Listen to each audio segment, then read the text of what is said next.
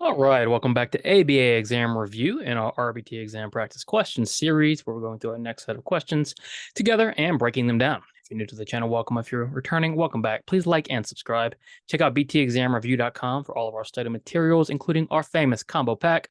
Full question bank of all our practice questions is also now available. Be sure to let us know when you pass so we can include you in our Sunday shout out. Other than that, let's work hard, study hard, get to our questions. Question 1.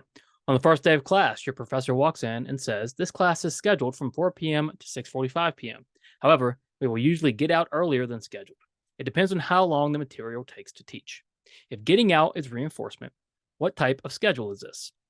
All right, we have our basic reinforcement schedules. Fixed ratios, fixed intervals, variable ratios, variable intervals. Just like our punishment and reinforcement questions, all we need to do is break each down into components. The first thing you want to ask yourself, are you dealing with a ratio or an interval? A ratio is going to be based on a number of responses, and an interval is going to be based on a length of time. In this case, getting out is reinforcement. The class is scheduled from 4 to 6:45 p.m. Sometimes you get out earlier, though. So you might get out after 2 hours, maybe 2.5 hours, maybe 1.5 hours. Point is, it's not about your responses, it's all about time.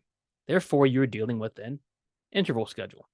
And since that time is constantly changing on an average, most importantly, not fixed, is that going to be fixed or variable? Well, clearly variable. So since we have a changing amount of time, we are on a variable interval schedule. This is what the process you need to go through while we're studying, okay? Studying is for learning, becoming more fluent. As you get more fluent, you get quicker and you get more accurate. Take the time, okay, to work on that fluency. Negative reinforcement is characterized by which of the following attributes? Okay, this is a pretty easy question, but it takes some attention to detail. We want to be very careful here, okay? We're talking about negative reinforcement and its attributes, meaning how do we define negative reinforcement? Well, we know where it takes something away, it increases future behavior. Okay, that's what we're looking for. So a stimulus is removed, good, which decreases the occurrences of future behavior. A looks pretty good, right? A stimulus is removed, which decreases the occurrences of future behavior. Wait a minute, we're not decreasing, okay? Reinforcement is increasing, so A can't be right. B, a stimulus is added, which decreases the occurrences of current behavior. Again, reinforcement, we're not decreasing and we're not changing current behavior. B is out. C, a stimulus is removed, which increases occurrences of future behavior. All right, we're removing negative, increasing reinforcement, future behavior. Perfect. C looks great. What about D? A stimulus is added, which increases the occurrences of current behavior. We're not adding anything, added is positive, and it's not current behavior. So what we're looking for here is C. A stimulus is removed, which increases the occurrences of future behavior. This is not really a difficult question. It's testing your ability to pay attention to detail, read slowly, okay, and make sure you're answering what the question is asking. So if we do that, very straightforward question, right? Negative reinforcement, remove, increase, future behavior. Jason is playing in the woods with his friends. He trips, falls, and cuts himself on a tree branch. He tells his friends he will be right back, and he runs back to his house to get a Band-Aid. He puts the Band-Aid on his cut. We can say for certain that this behavior is what? Function. All right. We can say for certain. That's a very important phrase. This behavior, we're talking about putting the Band-Aid on his cut, could be maybe he's escaping bleeding, right? Maybe he wants attention for wearing the Band-Aid. We're not really sure, okay? What we are sure of, though, because we're answering the question, what we can say for certain. We know for certain that he is putting his own Band-Aid on. So if you are doing something by yourself, if you're alone, if you're delivering a consequence to yourself, what do we call that? Do we call it escape, attention, or tangible? No, we consider that automatic behavior. Automatic behavior is when we're doing something alone and we deliver the consequence to ourselves. Okay? Sensory is sometimes exchanged for automatic. Either way, we're talking about a solo or alone behavior. Putting the Band-Aid on could be escape, maybe from the bleeding or the pain. But we can't say that for certain. Maybe it's attention. Maybe he wants attention for his injury. We can't say that for certain. Maybe he just wants the tangible. Kids like Band-Aids. Again, not sure. What we do know is he is the only one involved in delivering the consequence, which makes this behavior automatic. Kind of a tricky question. If you got it right, great. If not, that's okay. Just make sure we review our functions. An indirect assessment with the stakeholder of a client indicates that the client will scream at the top of their lungs throughout the day. The stakeholder says they punish the client by taking away the iPad, but the client still screams all the time. What is wrong with this statement? All right, some of the more experienced viewers who may have studied a while should automatically have alarm bells going off when it says, I punish, but the client still screams all the time. Why is that an issue? Because if you're punishing, the client's not going to be continuing doing the behavior. Okay. Punishment decreases behavior. Now, the stakeholder thinks, well, I'm taking away the iPad. This is a punishment, right? I'm putting them in timeout. It's a punishment. I'm removing their preference. It's a punishment. It doesn't matter what we add or what we remove. All that matters is how it influences future behavior. So if the client still screams all the time, we know this is not punishment. So A, the stakeholder is reinforcing, not punishing the client. Now, we can't say that for sure. We don't know what is maintaining the screaming. We just know taking away the iPad isn't changing it. Okay. We have no idea if that's reinforcing. We have no idea what is happening, okay, to maintain the screaming. We just know taking away the iPad is not decreasing it. B, the stakeholder is not actually punishing the client. Good. That's what we're looking for. You can take away all you want. You can time out all you want. You can do whatever you want. If that behavior is not decreasing, you are not delivering punishment. Super important to remember. C, the stakeholder should never punish the client. Well, not necessarily. We don't resort to punishment as our first move or our first intervention, but punishment has a time and a place. D, not enough information. Well, we have enough information. Stakeholder says they're punishing. Behavior isn't decreasing. What's wrong with this statement? Well, the stakeholder is not actually punishing the client. Which of the following is not necessarily true with backwards chaining? Again, we're looking at a specific term, all right, and talking about its attributes. So backwards chaining is what? Type of chaining where we start with the last step first. We prompt through the rest of the steps, and as a result of completing that last step, the person is done with the task, they escape the task. Okay, so we know what backwards chaining is. We're going to answer this question. What is not necessarily true? All right, so a not true question. A, it is meant to teach new skills systematically. Well, all types of chaining are meant to teach new skills systematically. It's the reason we break down these skills into steps to teach systematically. B, the first step that is taught is meant to function as an escape for the client. Well, think about that. What is the first step we teach in backwards chaining? Well, the last step we teach first, right? And when they complete that last step, they escape. So B is a little tricky, but it's what you're looking for. Think about it. The first step you teach is the last in backwards chaining, and it functions as escape because once you complete the last step, you're done with the task. Okay, make sure you understand that. C, the teacher should prompt the client through the steps leading up to the final step. That is true.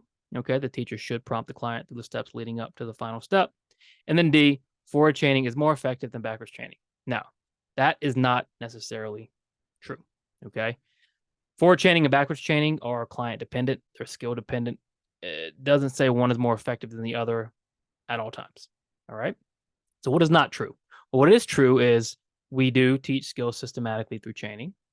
The first step that we teach in backwards chaining does function as escape. The teacher should prompt the client through the steps leading up to the final step. But forward chaining is more effective than backwards chaining. That is not necessarily true. This is a good question, okay? A really good chaining question. It is dinner time, and you and your friends are walking around downtown trying to figure out a spot to grab something to eat.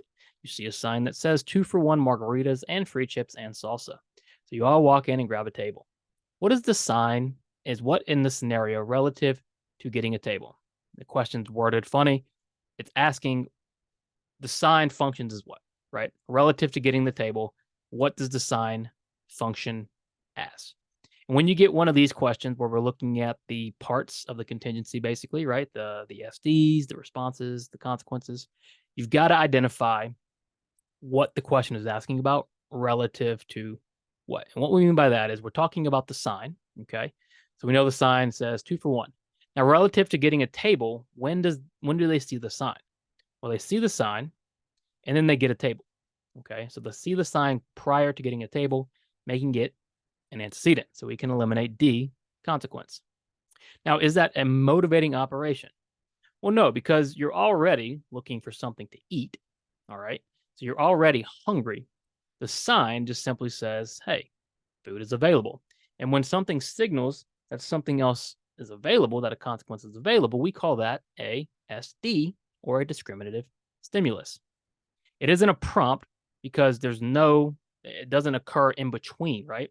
So we go sign, grab table, get table, right? That is our thing. If it was sign, person standing outside the door saying come in, then grabbing a table, saying come in might function as a prompt, right? Because it happened between the SD and the response.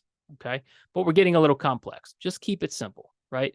The sign signals all the food is available plus margaritas. So what do? You go in, you grab a table, you get the consequence of getting a table and chips and margaritas. Okay. MOs make you want or not want. They already want to eat. SD signal what's available. The sign signals what they want is available, so they go and get it. What are we looking at? The sign is an SD. Whole interval data would not be appropriate for which of the following behaviors? All right, tricky question. This requires some thought. Whole interval data. What is whole interval recording? Well, we're taking intervals, right? It's discontinuous, and then the behavior needs to occur for the whole interval to count. So if we're taking data for 20 minutes and our intervals are 15 seconds, behavior has to happen for 15 seconds to count. Taking that into consideration, what are we going to try to avoid targeting with whole interval data? Well, if the behavior has to occur for long periods of time, okay, we're not going to take behaviors that don't occur for long periods of time. If we look at A, someone scratching a bug bite, that might take 2 seconds. If our interval is 10 seconds, we're never going to get any data, right? So A would not be appropriate. What about answering a question? Well, answering a question usually can be a yes or no question, right? Usually pretty rapid. If our interval is 20 seconds, we're probably not getting any data for A or B. Probably not appropriate. What about C, low durations of screaming? Well, when we have low duration behavior, okay, what does that mean? It means it's not happening a long time. So if our interval, again, is 15, 20 seconds, and the screaming happens for low durations, 5, 10 seconds, you're never getting data, okay? So the problem is when you pick behaviors that happen for short periods of time, your interval has to be very short or very specific to gather any data at all. So A, B, and C are probably not very appropriate for whole interval data collection. Partial interval data collection might be more effective. Each student in the classroom starts off with 10 gold paper clips at the beginning of the day. At the end of each day, the students are able to exchange their paper clips for certain prizes. However, they can lose gold paper clips if they are not following directions, which is a blank intervention. Okay, what are we looking at here? You start with 10 gold paper clips, okay, and you exchange them. So it's some sort of token economy, right? Gold paper clips function as your medium of exchange. You exchange them for your backup prizes, your backup reinforcers. However, they lose gold paper clips if they're not following directions. So we are taking gold paper clips away. What kind of intervention is that? A, token economy. Careful. Is the question asking about the token economy? It's not. It's asking about losing the gold paper clips. All right, so focus on that.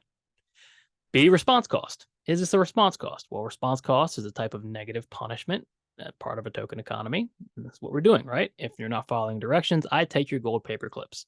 B, looks great. C, positive punishment. Well, we're removing something, so it's going to be negative. D, negative reinforcement. Well, we're punishing, not reinforcing. So if you lose gold paper clips for not following directions, that is going to be B, a response cost intervention. It's a negative punishment intervention, typically associated with token economies. Fantastic. Check out btexamreview.com for our combo packs, study materials, and our question banks. Please let us know when you pass so we can include you in the Sunday shout out. Work hard, study hard, like, subscribe. See you soon.